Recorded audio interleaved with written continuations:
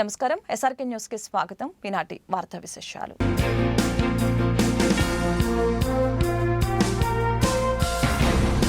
GMC standing council ఎన్నికల notification గురువారం విడుదలైంది. కమిషనర్ పోలీస్ శ్రీనివాసులు కౌన్సిల్ సమావేశ మందిరంలో ఎన్నికలకు సంబంధించిన వివరాలను వెల్లడించారు. ఈ నెల 22 నుంచి 24 తేదీ వరకు నామినేషన్ల ప్రక్రియ జరుగుతుందని, 27న స్క్రూటినీ, 30న నామినేషన్ల ప్రక్రియ ఉపసంహరణ, 31న తుది జాబితా ప్రకటించడం జరుగుతుందని చెప్పారు. ఫిబ్రవరి 3న ఎన్నికలు, అదే రోజున కౌంటింగ్ ప్రక్రియ కూడా జరుగుతుందని అన్నారు. కౌన్సిల్ కొనసాగింపు విషయంలో మేయర్ రాసిన లేఖపై కమిషనర్ స్పందించి మాట్లాడారు. నిబంధనలకు అనుగుణంగా తాను వ్యవహరిస్తానని స్పష్టం చేశారు. డిప్యూటీ మేయర్కి తనకు మధ్య జరిగిన సంభాషణలో మేయర్ కలగచేసుకోకపోవడం బాధాకరమని అన్నారు. మనకి కౌన్సిల్ అంటే మున్సిపల్ కార్పొరేషన్స్ ఎలక్షన్ అయిన తర్వాత కౌన్సిల్ ఏర్పాటైన తర్వాత కౌన్సిల్తో పాటు స్టాండింగ్ కమిటీస్ కూడా ఏర్పాటు చేసుకోవాల్సినటువంటి అవసరం చట్ట ప్రకారం ఉంది. దీనిలో భాగంగా ఇప్పటికీ 3 సార్లు స్టాండింగ్ కమిటీస్ ఏర్పాటు చేసుకోవటం, స్టాండింగ్ కమిటీ యొక్క పదవీ కాలం 1 year. ఇక 4వ స్టాండింగ్ కమిటీ మనకు డ్యూ ఉన్నాం. ఈ 4వ స్టాండింగ్ కమిటీ ఏదైతే డ్యూ ఉన్నామో దానికి ఈరోజు ఎలక్షన్ సంబంధించి నోటిఫికేషన్ ఇష్యూ చేస్తున్నాం. 16వ తేదీ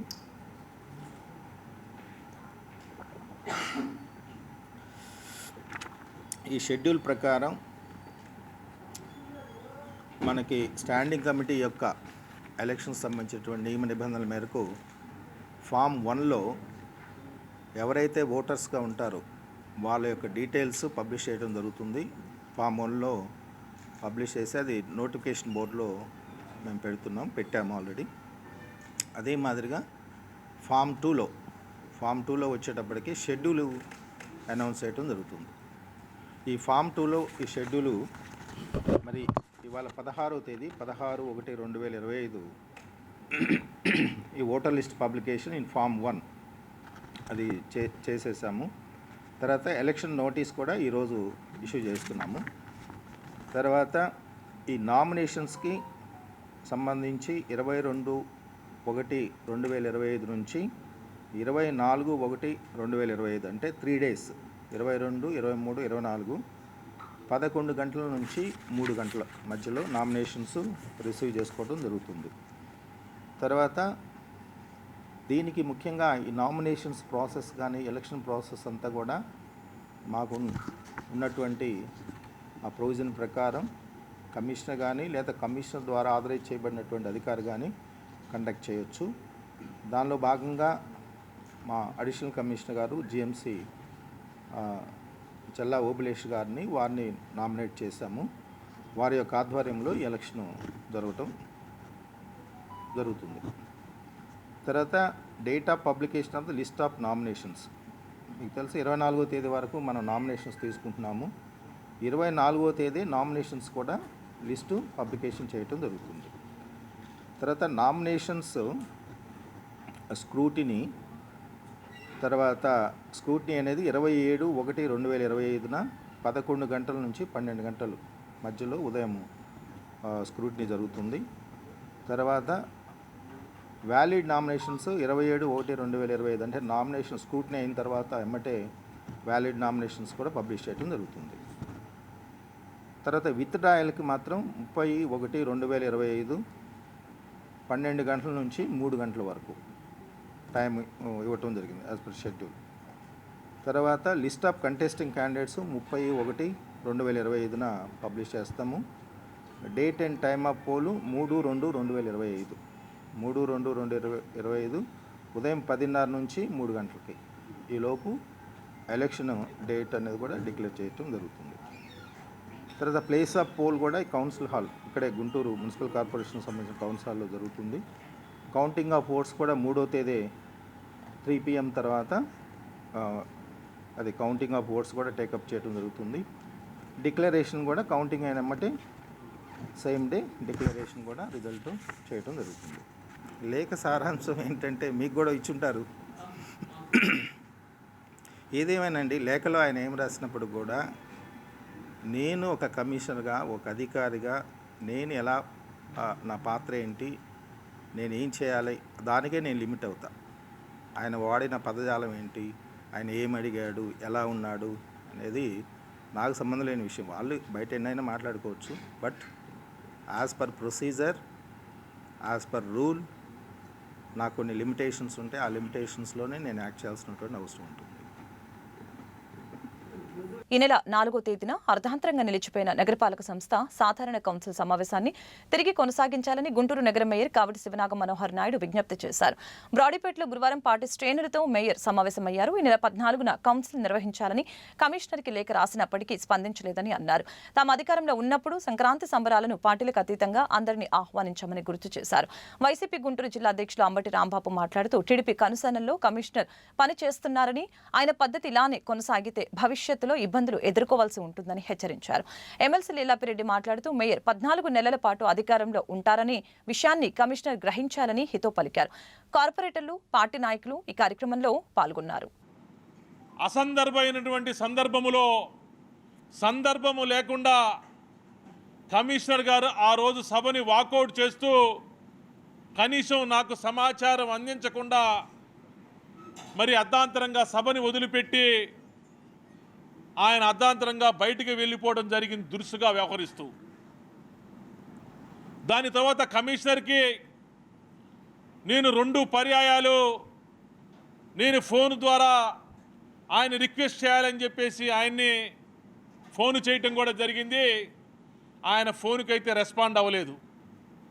తర్వాత నా కార్యాలయం అధికారిని పంపించి నేను రండి, సమాచారం కొనసాగిద్దాం, కొన్ని కోట్ల రూపాయల అభివృద్ధి కార్యక్రమాలకు సంబంధించినటువంటి ప్రతిపాదనలు ఉన్నాయి, ప్రియాంబుల్స్ ఉన్నాయి, కొన్ని సమస్యల మీద చర్చించవలసిన అవసరం ఉంది, మీరు సమావేశానికి రండి అని చెప్పేసి కమిషనర్ గారికి మా కార్యాలయ అధికారి ద్వారా నేను సమాచారం పంపిస్తే, ఒక అధికారి అయ్యుండి 32 సంవత్సరాల అనుభవం ఉందని చెప్పేసి నాకు పదే చెబుతున్నటువంటి వ్యక్తి, పబ్లిక్ సర్వెంట్గా ఉన్నటువంటి వ్యక్తి, కనీసం సభలో ఒక సభ్యుడు అన్న మాటని ఆసరా చేసుకొని మరి బయటికి వెళ్ళిపోతూ సభకు మేము రావాల్సిన అవసరం లేదు అని చెప్పేసి ఆ రోజు మాట్లాడినటువంటి విషయం చాలా దురదృష్టకరం, చాలా బాధాకరమైన విషయం మీ అందరికి కూడా తెలుసు.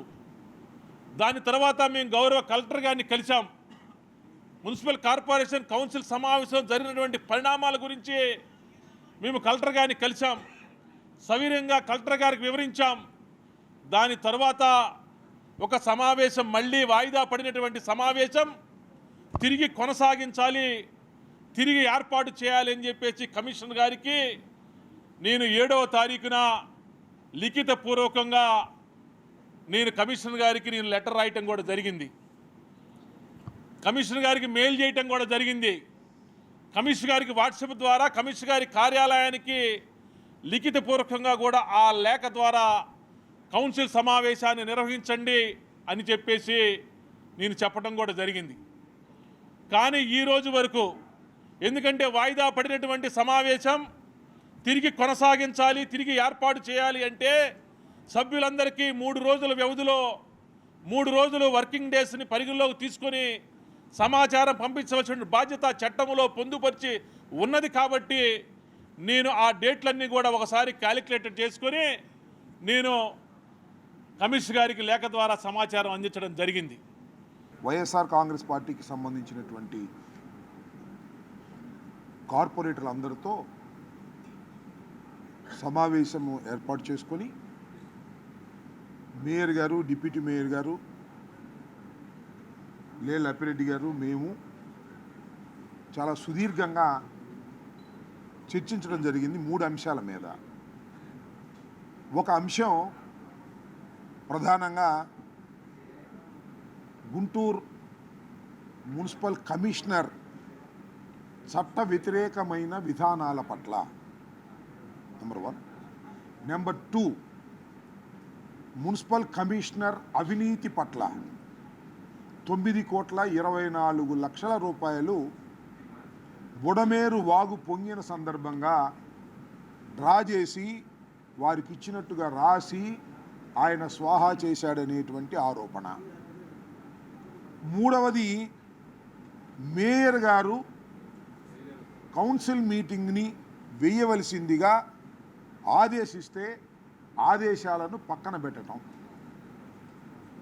మేయర్ గారు ప్రమేయం లేకోకుండా సంక్రాంతి సంబరాలు జరపటం మాకు ఆశ్చర్యం వేసింది. మాకు కూడా 30-40 సంవత్సరాలు రాజకీయ జీవితం ఉంది.